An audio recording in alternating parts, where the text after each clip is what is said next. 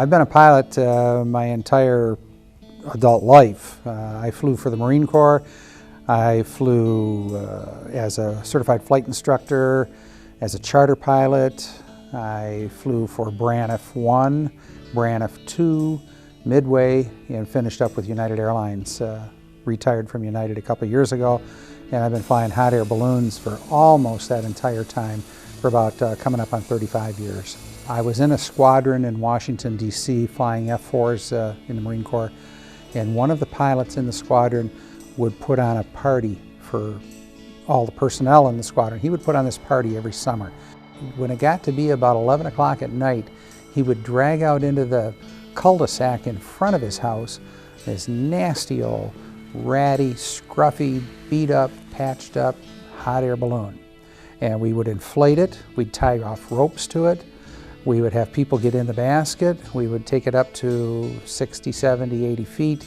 You could see Baltimore and Annapolis and Washington, come back down, people get out, more people get in, and just repeat the process until we ran out of fuel. And the first time I saw it, I was hooked.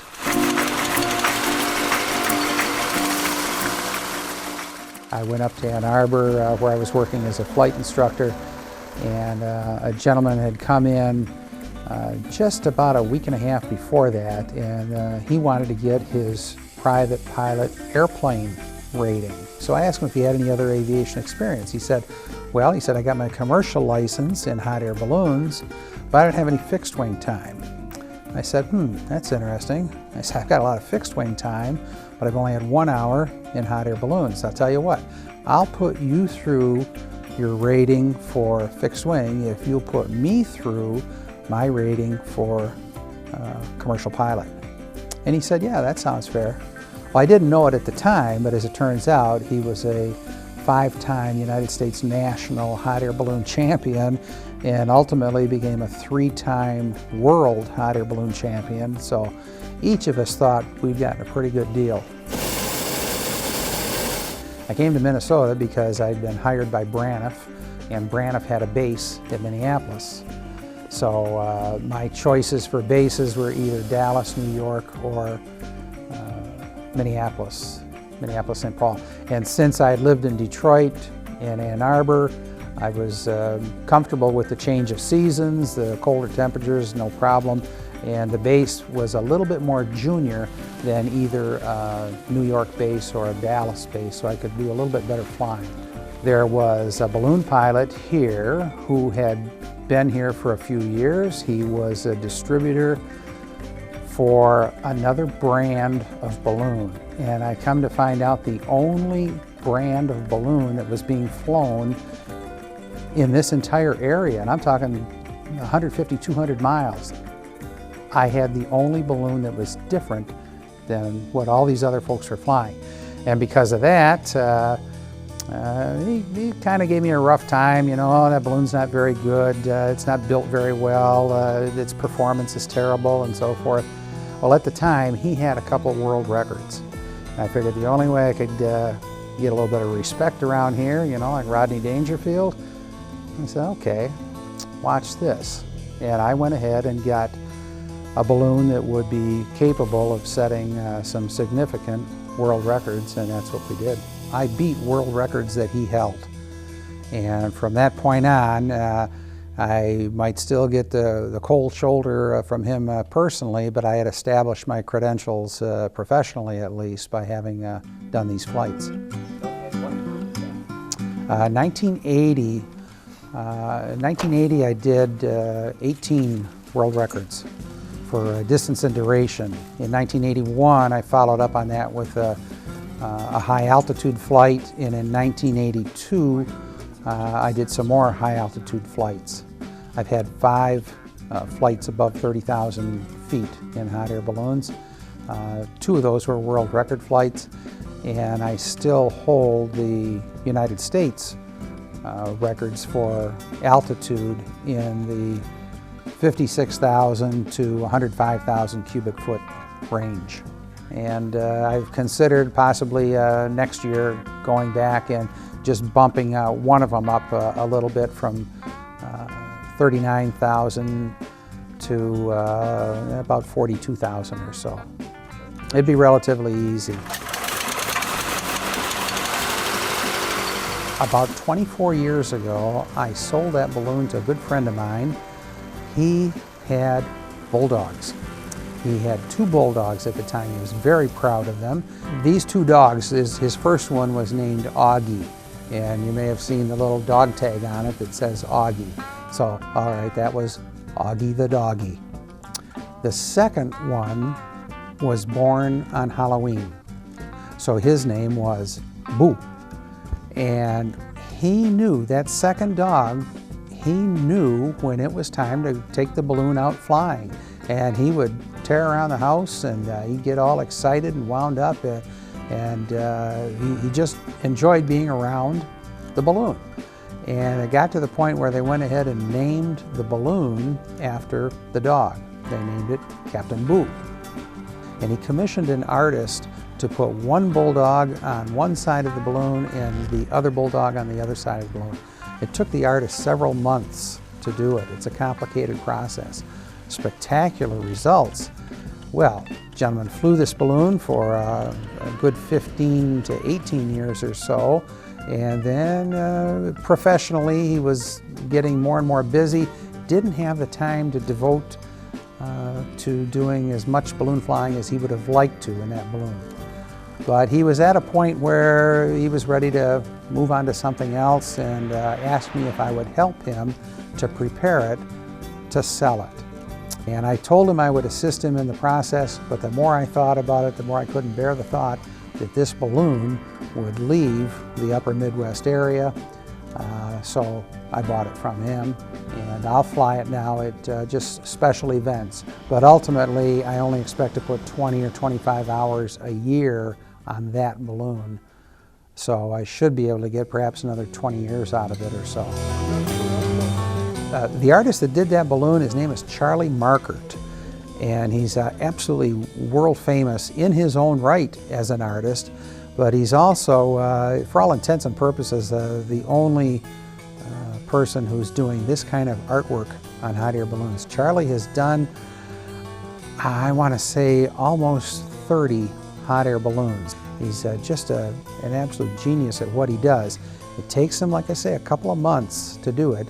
It's airbrush, it's a dye, it's not a paint, so it doesn't chip, crack, flake, peel, any of those things, because the dye is impregnated right into the fibers of the balloon. No, he's working with one of these high lift devices. You know, you'll climb on, raise it up 20 feet in the air, and he'll work on it for perhaps half hour or so, take it back down, then take a step back 30, 40, 50 feet, make certain he's got the perspective correct on what he wants to do, and then have at it again. I've seen him work at times 20 hours straight because he gets so involved in the process and so involved in his work and what he's doing, he completely loses track of time. But he's just phenomenal. I can't say enough about him and the talent that he has to be able to do this sort of thing. I find that it's useful, especially with the balloon that I flew or inflated today. The crowd likes to see a balloon that's different like that, and that's absolutely a one-of-a-kind balloon in the world. So I enjoy getting out there first and setting the pace and being a target. I know there's any number of races and rallies where other pilots will delay their takeoff until I've taken off in order to be able to follow what I'm doing. Oh, the people primarily. And if you've asked other balloon pilots the same question, they'd probably say the same thing. It's the people. In some cases, you're seeing people that you just flew with a week or two ago, and in other cases, it might be people that you haven't seen since the last time the festival was held. So you're renewing old friendships, you're making some new friends. The scenery is probably a little bit different than where you typically fly, so it's a little bit of a change of pace there, those sorts of things. The favorite part of the weekend, well, you know, it'd have to be flying, and we haven't done that just yet. The wrap-up awards dinner, which is a breakfast in our case, tomorrow morning, that's always pretty good too. I mean, every time you fly, the wind is different, the weather conditions will be a little bit different, the direction that you fly in, the speed that you fly in, the people that you meet after you land on the ground. So there's this constant freshness to it. It never gets old. It never gets routine. And of course, as a pilot, you got to make sure you don't get complacent about things. You got to be on your toes and be aware of these changes, these small changes that you'll see in the wind direction or the wind speed, things like that. My wife says I almost always have my head in the clouds. Yeah.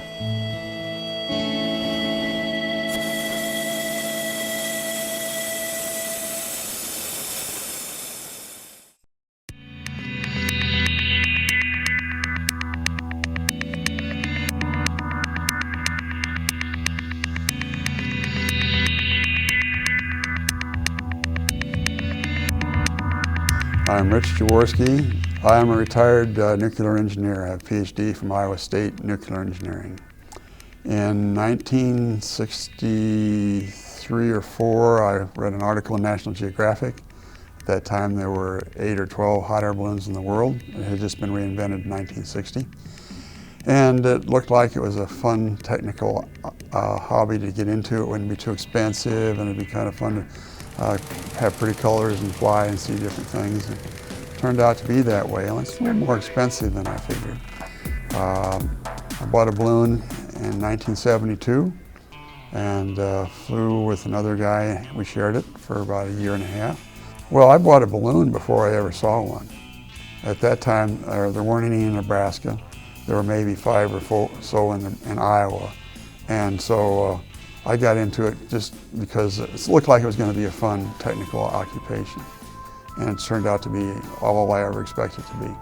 It's turned into a lifestyle. It's something that I really enjoyed doing and meeting the people and sharing the joy.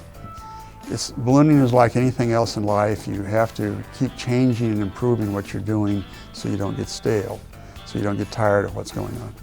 And I try to change what I'm doing every 5 or 10 years with the balloons. First part of my ballooning was to go for the beauty. Second part was competition.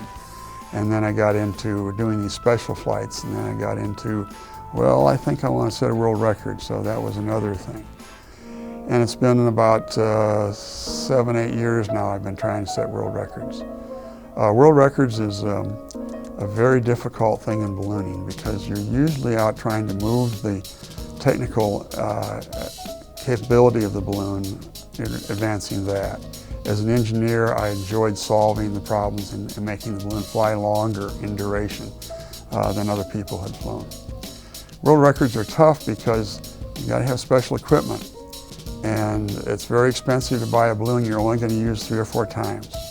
You use it, put it away, or it goes in the museum because it isn't really practical to fly the kind of things we fly for world records in an event like this because they're so complicated. They have to have certain conditions to fly in. Then you try to make everything as light as possible. My world record balloon does not have a basket. I sit in a harness, in a sleeping bag, just to save the weight of carrying the wood and the rattan. And I've modified the harness so that I have a headrest and a place to put my feet, and it's like flying a lazy boy. Then you try to take as much fuel as possible. So I fly with about 130 gallons of fuel, and I have 2 very large Kevlar tanks that are special made just for setting world records in balloons. They're lighter than steel, and you can carry a large amount of fuel. And I carry the food and the water and the fuel, and the food gets kind of cold because at 25 below zero most stuff freezes. So I got to stick water in inside my suits to warm up to the liquid I can drink. All the food gets frozen too. But flying through the night with a full moon, it's a beautiful thing to see over the snow. One of the exciting things about that is seeing the sun come up the next day. You don't realize how powerful the sun is until it comes up and shines on you when you're cold. And ice starts falling off the balloon because it's so cold. The sun is a very powerful force for us. Each balloon has different sizes, AX1 through 15, 1 being the smallest, 15 is the largest. And each one of those 15 categories has an altitude, distance, and duration record. I have 3 world records. 2 of them are in duration. My record flights to 23 hours, 11 minutes. And that started at like at 11 o'clock one morning and landed at 10 o'clock the next morning. And that was good for AX4 and AX5 records. And my distance flight went 260 miles in 18 hours, and that was good for a distance record in AX4. I have tried to go for the duration records because they're safe and sane. These guys that go for the world records, altitude, like Ed Chapman there, he goes up and takes a risk of having enough fuel to get up there and come back down again, and having enough oxygen to go up and come back down again. I'll let him do that. Hudson's fun. It's a diversion. It's kind of a winter vacation. I've been coming probably 6 or 8 years. I've forgotten how many. It's just been a lot of fun. The people here in the Vintage Neighborhood Alliance take good care of me. They're a lot of fun to be with, and we have a good time together. Coming for the parade is a big part of it. It's fun to see the kids on the street picking up candy. Like last night, I was Miss Piggy, and I got to go around. I was trying to get candy away from the kids, because Miss Piggy likes to, she sees things she wants to do those. The kids looked at me, and they didn't give me any candy though, but I had a good time. There were a lot of pigs, but we're the only one with a Miss Piggy. I've come to Hudson as Elvis Presley. We've had 2001 Space Odyssey. We've done Pants on the Ground last year, which didn't win us any prizes, but we've had a good time. So after the parade, then we hopefully get to go fly, and the parties are nice. I like the people here in Hudson. The reason Hudson's such a big success is because it's a small town, the large amount of resources that are interested in the event, and people appreciate what you're doing. You go to a big town and you just kind of get lost and sucked into the whole community, and when you're flying, you're something that's good. But when you're here at Hudson, you're a star the whole time. It's just great. Hudson just has so much fun, and the people that put it on are so well organized, and it's just a place to come and be for the winter, and the snow is always nice. You guys have a nice winter here. It's pretty nice. And the scene in the valley where Hudson is just, it's a tourist resort, really. But I work out every day so I can maintain the physical capabilities I need for lifting and moving. I watch my diet so that I can not have any health problems. It's a lifestyle for me, and I plan to do it until I can't fly anymore. And at that point, then I'll be on different committees for national and international organizations, and I'll be involved in ballooning all the time. And since I've been retired for the last 5 years, I've flown a lot more, and my full-time occupation is now ballooning.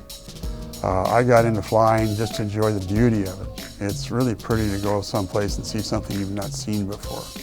Every flight is a story, and they're all fun.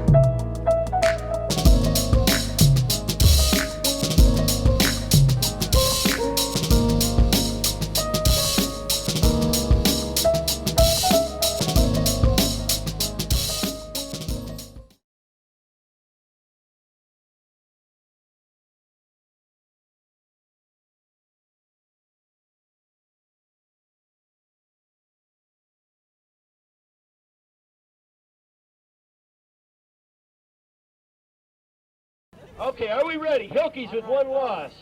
We have the dreaded Smooshbucklers with an undefeated heat record here today. If the Smooshbucklers win, the competition is over for 2011. If the Hilkies win, you guessed it, folks, we go back to back. On your marks, let's hear it from the crowd. Get set. Go! And they're off. The Smooshbucklers are all ready. Those guys are tough. They are mean. Ladies, go ahead and get them if you want. I thought the Milwaukee ladies were going to jump all over the here we go, folks. This is it. This could be it. The Smooshbucklers have an early lead. What could possibly slow them down? We're going for it. Ladies and gentlemen, back-to-back years, the Smooshbucklers win the 2011 Smooshboarding World Championships. Oh my goodness, the Daubers are down on the hot-headed Hilkies. Wow. Oh my goodness, Mom is probably not going to feed them dinner tonight. Mom is going to have the Hilkies out on the backyard practicing for next year. There we go. Thanks both of you for clapping. And the crowd, it's nice that you brought your mothers with you. All right, Jimmy, what do you got to say for this year's competition? I want to thank everybody for coming out. Again, this is just not a sport, it's a lifestyle. We hope you all attain to want to be here someday.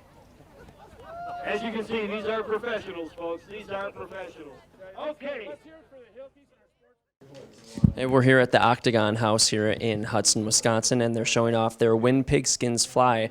What would you say? It's theme for Hot Air Affair. And it's a display, and one of the curators is Jackie Bradham. Yep. And Jackie, what was the idea behind trying to bring out all this stuff out of the attic and display it down here? Well, when I looked through our inventory, we didn't have much on football theme, but we did have some on Wilder Penfield. He's, I think, a very fascinating person who grew up in Hudson. He never played football professionally, but he did play at Galahad School. And he also played at University of Princeton, and he also went on to coach for a year for Princeton. I think he's a fascinating person. He was not born in Hudson. He was actually born in Seattle. His family, father was a doctor, and his father couldn't make it out in Seattle, and his practice wasn't doing well. So his mother brought him and his brother and sister back to live in Hudson with her parents, which were Amos Jefferson and his wife, I believe her name was Elizabeth. And they lived in the Jefferson Day House, which is just 2 or 3 houses down the block here. Was a bed and breakfast for many years, and actually was the origin of the Hudson Public Library. So when he came back, he was 8 years old, and they lived with her parents, his grandparents, and when he was about 13 years old, his mother went to, a seminar or session, and she heard about the Rhodes Scholarship, and she said, "Wilder, that's the thing for you." And from age 13 on, he was pursued that career or that scholarship. And back in those days, if you wanted a scholarship like that, you probably should have go to a private school. Well, Hudson didn't have a private school, so his mother, Jean, along with his grandfather and other prominent Hudson people, started the Hudson, the school in North Hudson, which is the Galahad School. It was a private school for boys. I thought it was just a high school, but I read recently that there were 6 years of studies, so they studied for 6 years. It was a boarding school. If I remember right, it cost about $600 a year to go there. That's more than I'm paying tuition these days. Anyway, he pursued his career, or he pursued his scholarship, and after he graduated from Galahad School, he went to Princeton, and he went into tried to play football at Princeton. Didn't do too well his freshman year. He was kind of light. In 1907, their team had won the championship for 1907. So their football team was really well really good team. And most football photos of that era, you'll see the year on the football, and on this year one it says 140-0. That's the score for the season. They scored. They played about 8 different teams, and they scored 140 points, and no one scored against them all season. So it's kind of a shutout season. And what they said was kind of amazing about that is it's a really light team. The average weight of the player was 140 pounds. And I just had the new Craig Urbick come in here, and I told him the weight, and he just kind of amazing. I think that you could fit 2 of modern day football players for 140. They would make 140. Yeah, nowadays that football would probably say 0 to 140 if you had guys that weighed that much. Yeah. Anyway, Wilder went on to at Princeton, he had a friend at Princeton that recommended that he go out for wrestling.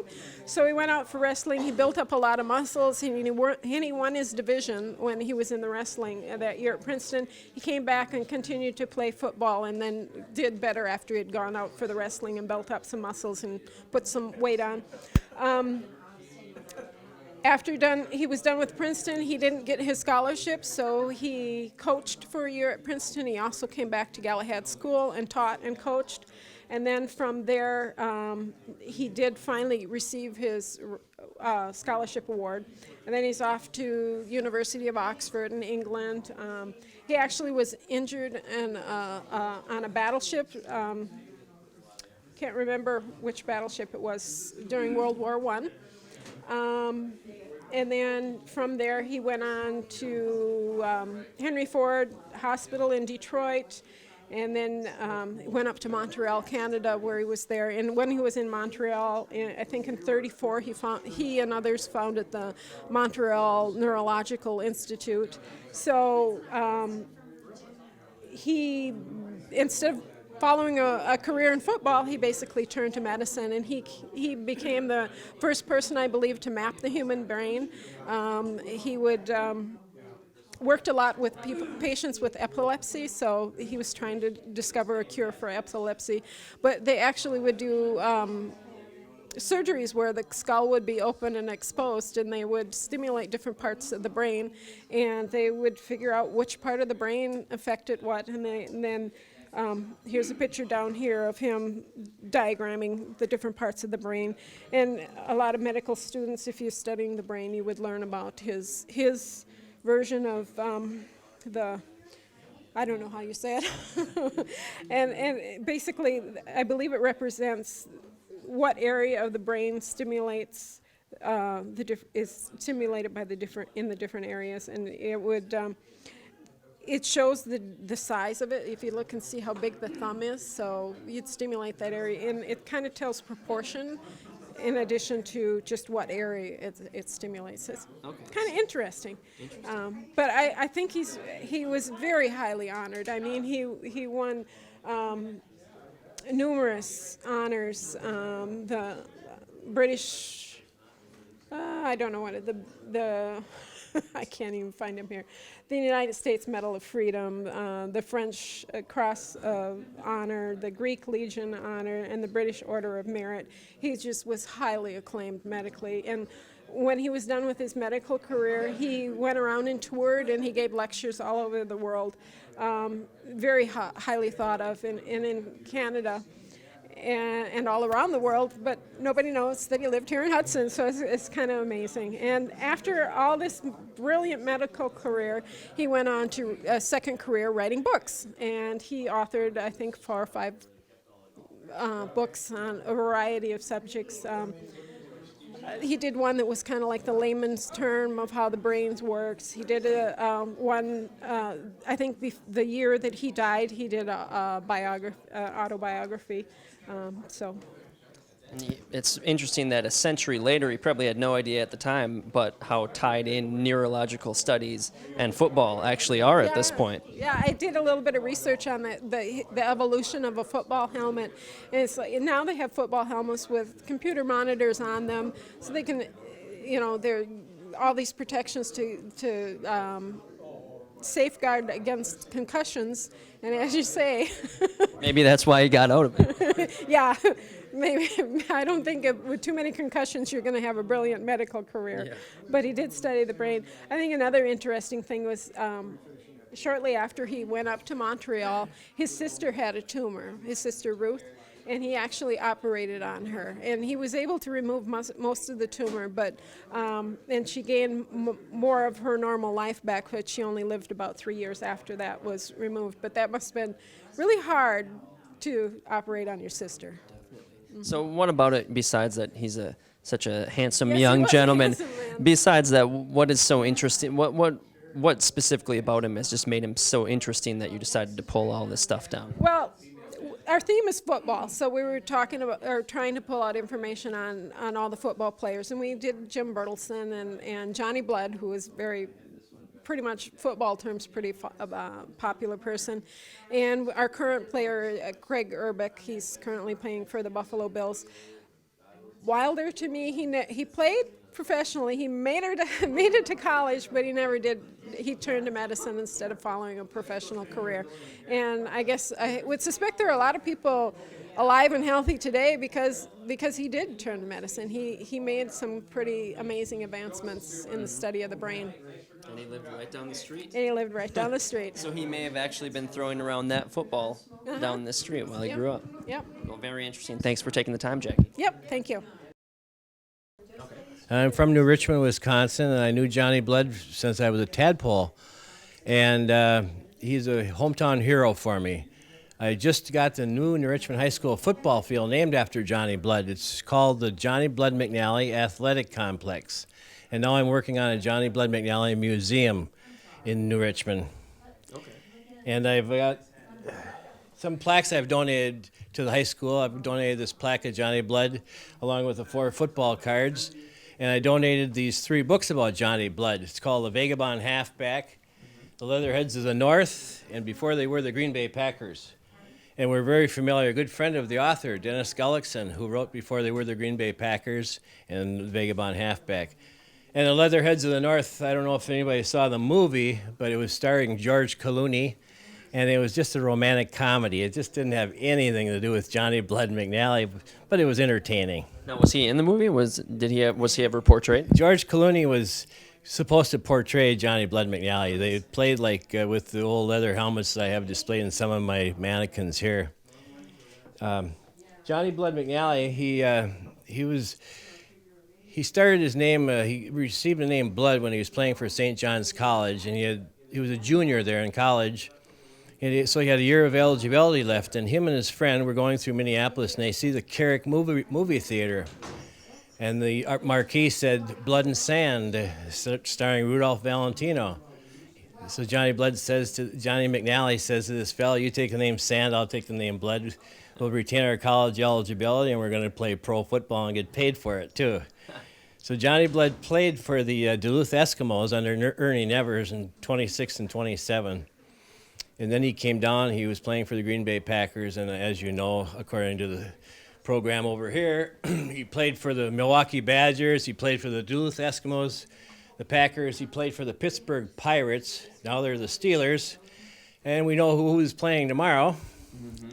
So anyway, one year, Johnny was the player coach for the Pittsburgh Pirates Steelers in 1937-38. And that year, they drafted the Heisman Trophy winner. So the Heisman Trophy winner comes and plays for the Pittsburgh Pirates Steelers. Johnny's a player coach. Johnny says, now you go in and catch that kickoff and do it whatever you can. Run it back for a touchdown, preferably. So the fellow catches the football, he fumbles it, the opponent recovers the football in the end zone, and they have a touchdown. This Heisman Trophy winner, comes back dejected with his head down. Johnny Blood says, son, that's not what I meant for you to do. So Johnny says, now, son, I'll show you what I wanted you to do. So Johnny goes and catches the next kickoff. He catches on the 1 yard line, and he runs it back 99 yards for a touchdown.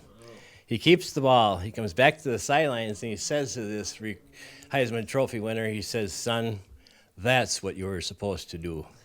And the Heisman Trophy winner was Wizard White, Supreme Court Justice. Oh, wow. Byron Wizard White, who went on to become the Supreme Court Justice. So there's a lot of stories about Johnny Blood McNally. I mean, he was a vagabond. halfback. And if he was in a barroom brawl on a Friday night, Saturday morning, all day long Saturday, he could recite Shakespeare, quote Yeats, and entertain you. He was a brilliant individual. So he didn't get the name Blood necessarily from knocking people around. He got it from that marquee, like you said. From the marquee. He graduated from the Richmond High School when he was 14 years old. And there's a picture there in the bureau of Johnny Blood. That's a picture. My father had a drugstore in Richmond, and I find all these 5x7 glass negatives. That's him down the front. 14 years old, he's graduated.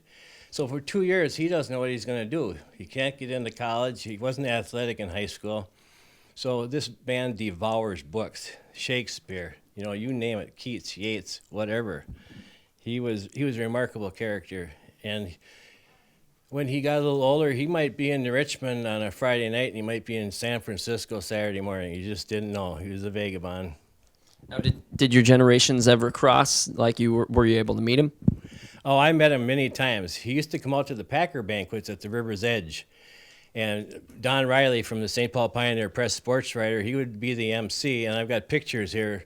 Johnny Blood out there with my mother-in-law, Ruth McCabe, up here in this picture here. And that's Johnny Blood out at the river's edge with Mike Jolly. He was a kicker for the Packers. And he came out there, and he was an interesting speaker. He never really got the floor out there because it was Don Riley and Father Dan Dahlberg over another picture over in the corner.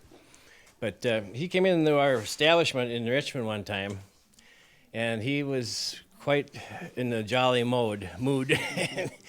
And our establishment was full of people, and he stands at the end of this railing, and it wasn't the church. And he says in a loud voice, "Abandon hope, all ye who enter here." And I thought, well, that's from Dante's Inferno, the Divine Comedy. Anyway, when Johnny Blood, he had relatives who owned the Richmond Doughboy industry. It's a feed mill. He used to come back to town when he was in his playing days, and he would pick up these 50-pound bags of flour, and he'd put one on each shoulder, and he'd go up and down the stairs to strengthen his legs. And he was, at one time, this fellow, he put a few extra weights in the bags, so they weighed up to 100 pounds. He went up the stairs, he came down, he says, "That's the last time I'm going to do that." It's called the calf milk diet. Yeah. So my brother and I, we put a float together, and we were in the parade here in Hudson last night. And Johnny Blood, the vagabond halfback, the charter member of the National League Football Hall of Fame from New Richmond. And I've got the New Richmond High School football field named after him, and also a museum starting. My wife and I were in Green Bay a week ago last and saw the Packers beat the Bears. And I had the privilege of meeting the director and the archivist at the Green Bay Packer Hall of Fame named Tom Murphy. I got an hour and a half to spend with him. Talk about a thrill of a lifetime. He had Johnny Blood memorabilia you can't even think about. And he says, "Bill, what are you doing now?" I said, "I'm starting a museum in Richmond." I says, "What can I take back with me?" And Tom says, "Nothing leaves this building, Bill." I says, "Can you make some copies of it for me?" So fortunately, I got some very good background information and memorabilia on Johnny Blood. Now, a lot of the stuff here, is this going to be in the museum? Well, a lot of this stuff is just things that I gathered together. There is some original stuff that I know exists when he was inducted in the Canton Football Hall of Fame back in 1963. And I'd like to have it centrally located in Richmond rather than having it sent to Florida, California, New York, or whatever. But I have yet to establish a means of gaining that. All right. Well, you said that you were interested in him pretty much since you can remember. What was it, as a kid that really, fascinated you about Johnny Blood? His physique, his intelligence, and just the way he strode down the streets. We were over in a lot playing baseball across the street from him, and you knew he was a man of character by his stride and by his overall looks. He was not only an attractive gentleman, but he knew his sports. He knew football. He went back in 1948, and he coached the St. Mary's football team for 1 year. And I had two of the gentlemen over at my house for 3.5 hours one day, and I said, "What did you think of Johnny Blood as a coach?" Well, for 3 hours, I heard about women and cars and speed and Chevrolets and Fords, and I said, now, gentlemen, the reason I asked you to come over here is to tell me about Johnny Blood. And they said, he's a field general. He knows his football. He knows the games. He's respected, and you listen to him. So he had respect, and he went through life with that. Everybody just adored him. You wish more football players these days were like him, huh? Absolutely. He wasn't the prima donna. He was an athlete. I mean, you have to play both ways, and he could punt, pass, kick, throw with the best of them. I mean, that is something. When he was in college, he learned 4 sports, not just football. You talk about track, baseball, football, basketball. He was excellent. He was really a dominant factor in the sports field. So he played for both the Packers and the Steelers in his career, is that right? That's correct. So if he were alive today, who would he cheer for in the Super Bowl? That's a good question, but I'm going for the Packers. You see this shirt of mine, I've got a banner out in front that I have hanging at one of our establishments in Richmond. But I've been a Packer fan all my life. I've always liked the Packers. If you Fuzzy Thurston or Boyd Dollar, you name them, Forrest Gregg, I always liked the Packers. So he'd be cheering for the Pack then. Oh, absolutely. He was a player coach for Pittsburgh Pirates, Steelers now. I'm sure he'd be going for the Packers because he brought them 4 national championships. All right. Well, very interesting stuff, Bill. Thanks a lot for taking the time to show us all this stuff. Oh, thank you for having me. It's been an enjoy to spend some time here in Hudson. I've always enjoyed the Hot Air Affair. Hopefully they'll lift off tomorrow morning. Yeah, definitely. Good.